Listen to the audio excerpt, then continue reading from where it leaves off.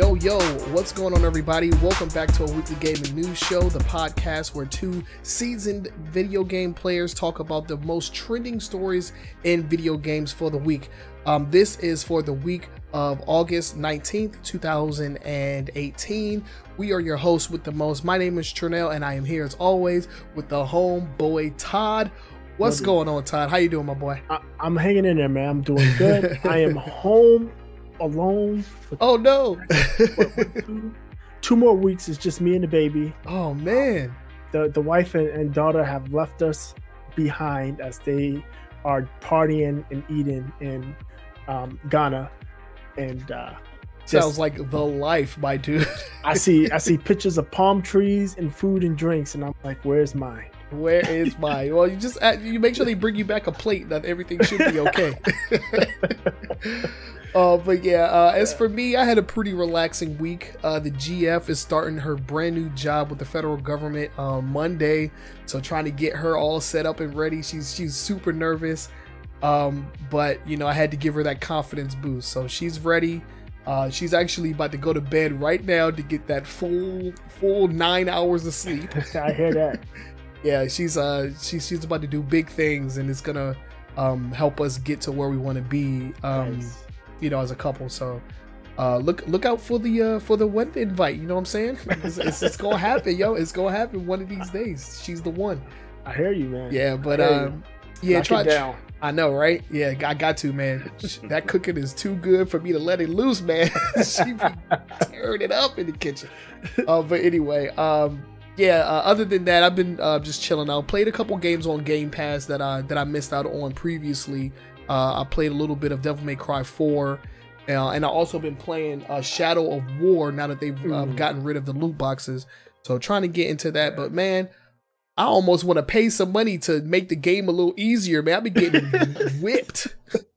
Man, yeah, I haven't had any time to play much. Like I said, it's just me and the baby. So right. All my time is with her, and the only thing I have time to play is Strike Force. Strike Force. That's what I have time to play. I mean, I was able to get on with play some Monster Hunter. Oh yeah, that was fun. That was fun.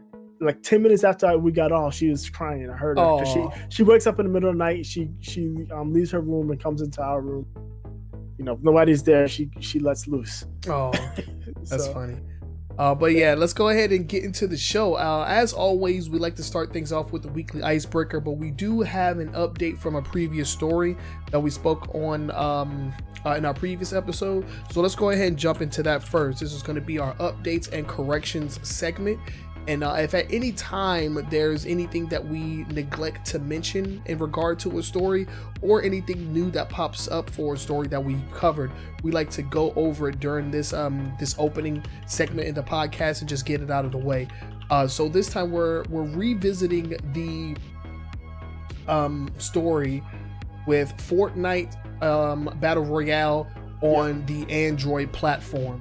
We mentioned in the previous episode that they would be skipping out on the Google Play Store and releasing the game through their own website, which of course means a loss of money, 30%, if I'm correct, of you know, whatever Epic is taking in off of Fortnite microtransactions. Right, because the game is free to download, but for any and all transactions that go through on the game, you know, if it's on the Google Play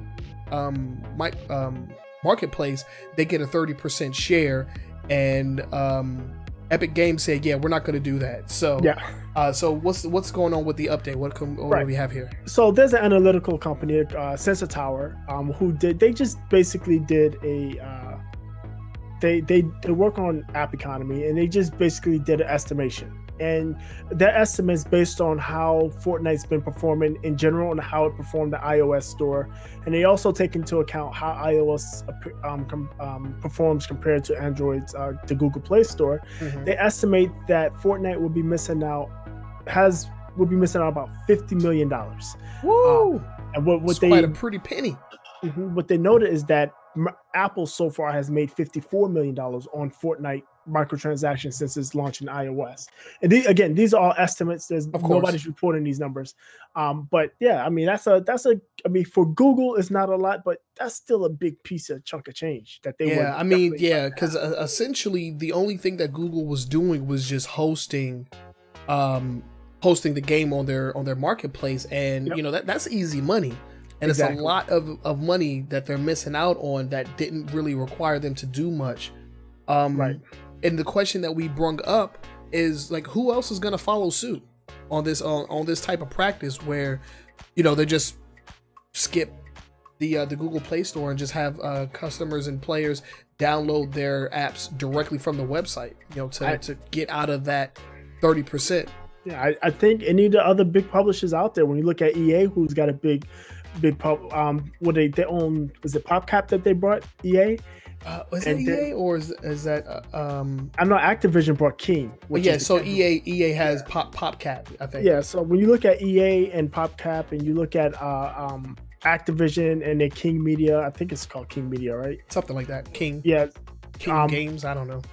Yeah, when you look at those companies and you look at those big games, they have the reputation, they have the ability to skip the marketplace and keep the money to themselves too. Yeah. And what's interesting is, because Google Android, the allure of Google of Android is that it's an open platform. It leaves it open for this, because if you recall in this story, Epic Games said we would have done it on iOS, but we can't. Right. Because Apple has it locked down, where Google keeps it open. So there's a big difference there, and Apple's protecting their money and Google's not, and the cat's out of the bag now. I don't think they can put it back in. No, yeah, like you mentioned before, Google is probably going to have to secure some kind of deal with some of these companies, maybe offer them a lower price point for hosting their games on the store, because if your game can gain notoriety on its own without being like plastered all over, you know, Google AdSense and stuff like that, you know, they can do it on their own. And you know, that's another problem right there. We'll probably see a lot less ads on Google for Fortnite. Yeah, so true. And that could, you know, but I mean, it's not like Fortnite needs it. I mean, it's the biggest game out right now. What that is a better experience for the player, right? Where you're not seeing all these ads, and you're like, oh, I like it without all that. To give me more of this skipping Google Play. So it'd be interesting to see where this goes. I'll definitely keep my eye on it. Yeah. And if anything else comes up regarding this story, and any story that we mention, we'll definitely be updating you guys. And if there's something that we miss out on, please feel free to reach out to us on our social media. Links will be in the description. You can also see them at the bottom of the screen. You know, we have no shame in being corrected. This is why we created this segment. So reach out to us, especially if we make any mistakes.